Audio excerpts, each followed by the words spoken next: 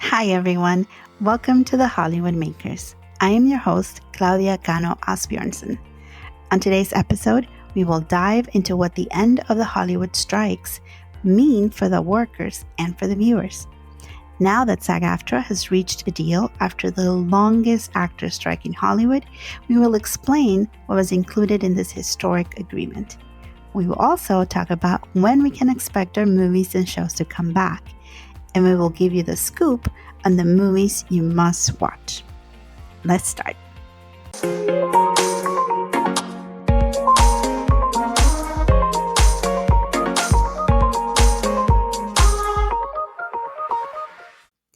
If you have been following us, which I hope you have, you know we took a dive into explaining, defining, and understanding the importance of the Hollywood strikes just a few episodes ago. Well, now that the strikes are over, we're going to detail what the new agreement means for SAG-AFTRA members, what was gained, and what needs to go back to the table in the next few years. As you recall, these are the things SAG-AFTRA was asking for: higher pay, residual revisions, and tighter regulations around artificial intelligence. Did they get them all? Well, almost. In terms of higher pay, here's what SAG-AFTRA said. Quote, "The agreement includes an unprecedented wage pattern with 2 wage increases in the first year of the contract, 7% upon ratification and another 4% increase effective July 2024, making a compounded first-year increase of 11.28%. There will be another 3.5% increase effective July 2025.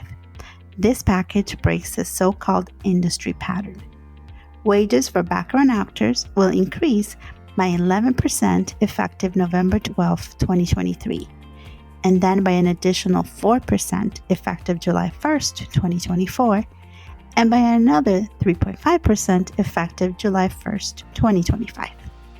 Quotes end.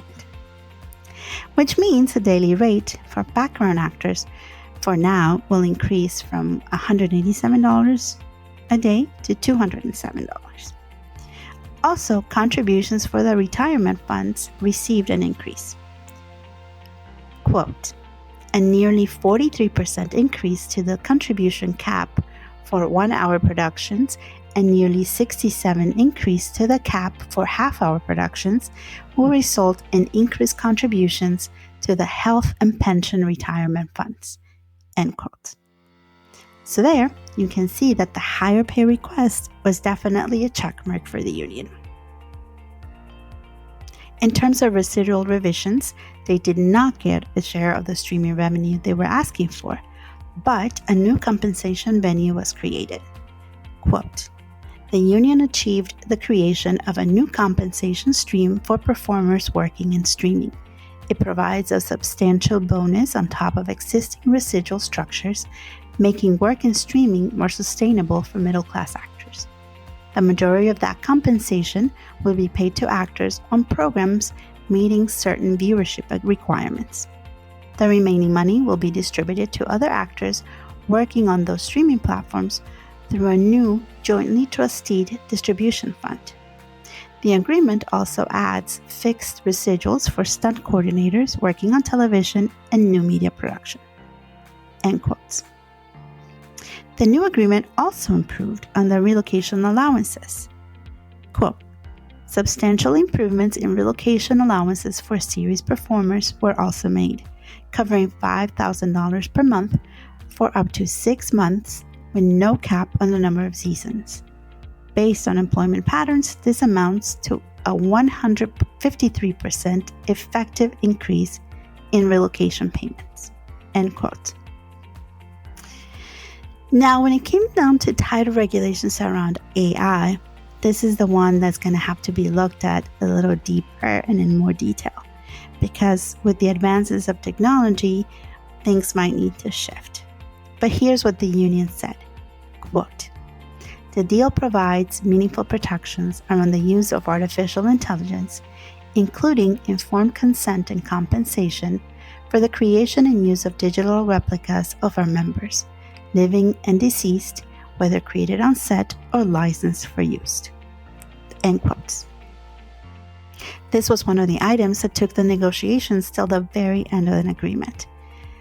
Though according to Fran Drescher, SAG-AFTRA's president, this is an ongoing living thing, a contract. We're only just beginning. There were additional provisions for actors during the casting process. Here's what was agreed. Quote, meaningful protections for the casting process have been established, including provisions specifying that breakdowns, sides, and/or scripts shall be provided no less than 48 hours prior to the submission deadline, excluding weekends and holidays.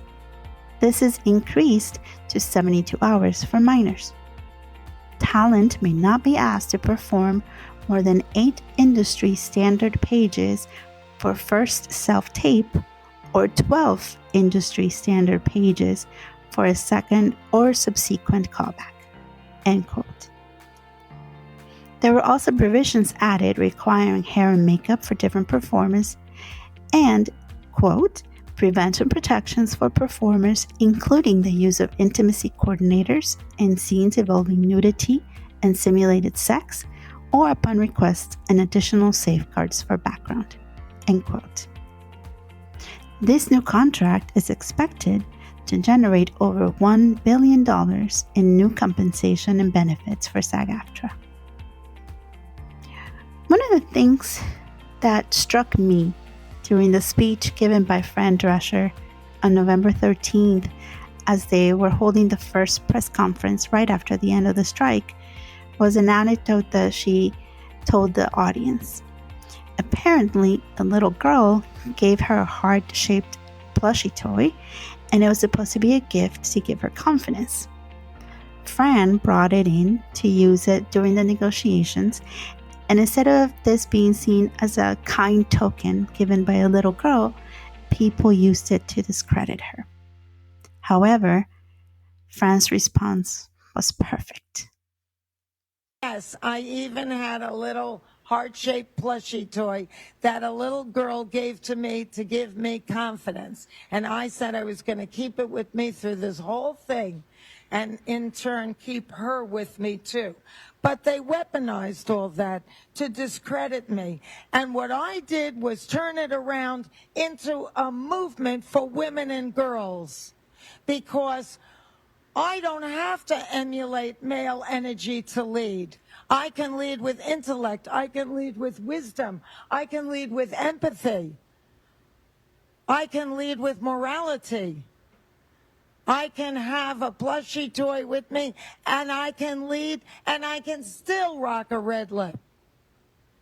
So I turned that on their head and gave women an opportunity to see what leadership could look like if you just be who you are, your authentic person, without apology. Great job, Fran. We can certainly lead with intellect, empathy, and female energy. Well, now that we know how the end of the strike and this new agreement impacts the actors and performers, we all probably want to know, how does this affect our shows and movies, and if we're going to get new material or if we're going to have to expect more delays. Well, this is what we know. According to Deadline, there have been a few shifts happening with the biggest movie releases. For example, Disney announced that Deadpool 3 is now set to be in theaters July 2024 instead of its original release date of May 2024. This means that Captain America: Brave New World is not releasing in July as expected, but it now has been pushed to February 2025.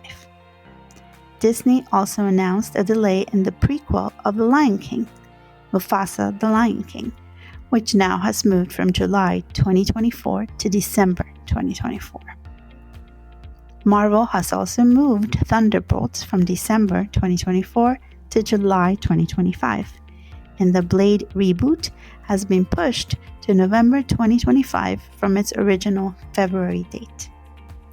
Sony Pictures has also moved the third Venom movie to November 2024, when this was supposed to be a summer movie.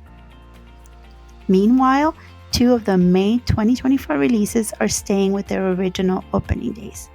Those are 20th Century Studios' Kingdom of the Planet of the Apes and Warner Bros. Furiosa, the Mad Max spin-off. In the world of TV and series, Deadline has also published an article announcing the series finale of Young Sheldon on CBS.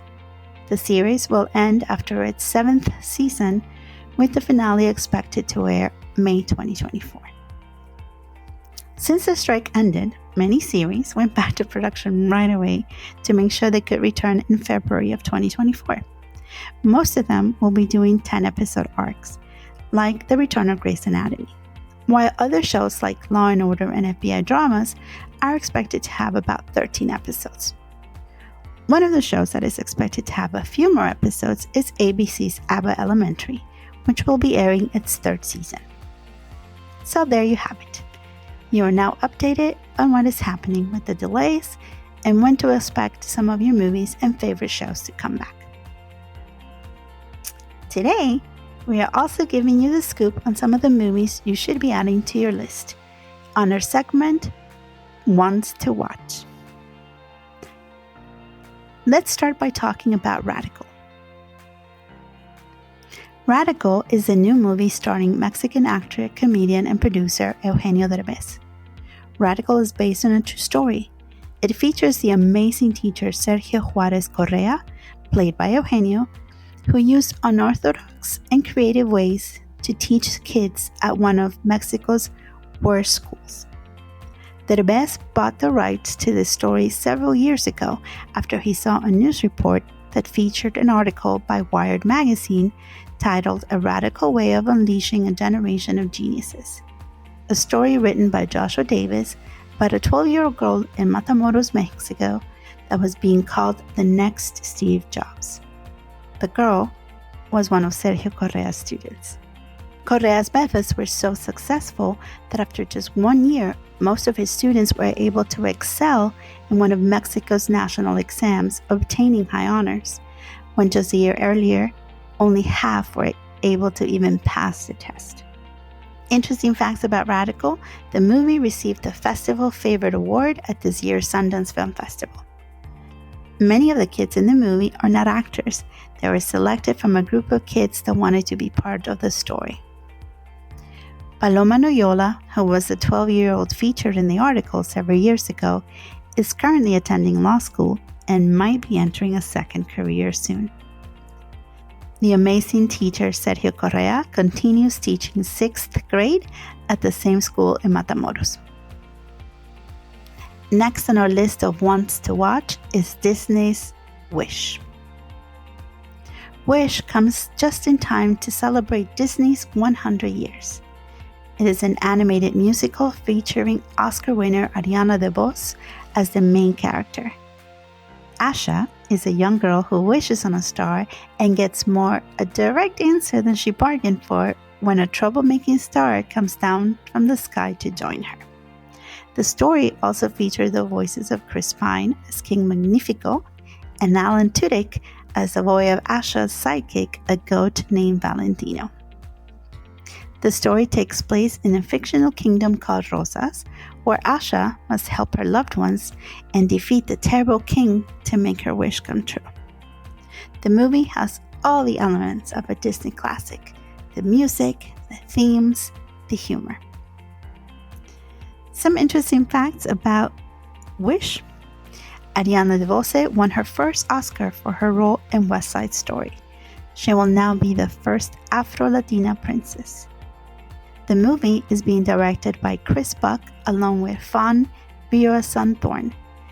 Chris is an Oscar-winning director best known for directing Frozen and Frozen 2. Fawn is a Thai film animator known for her work in Zootopia, Moana, and Raya and the Last Dragon. She's making her directorial debut with Wish. The film has a combination of watercolor style with CG animation. Songs for the movie come from Julia Michaels and Benjamin Rice. Costumes of the main characters combine modern outfits with ethnic touches of multiple backgrounds. And there you have it. These are just 2 of the movies that you need to add to your list. Next episode, we will be giving you the scoop on 2 new productions that are definitely going to be part of the Oscar contention. Remember to send us your comments, like, subscribe, and don't forget to become part of our community of Hollywood Makers. Till next time.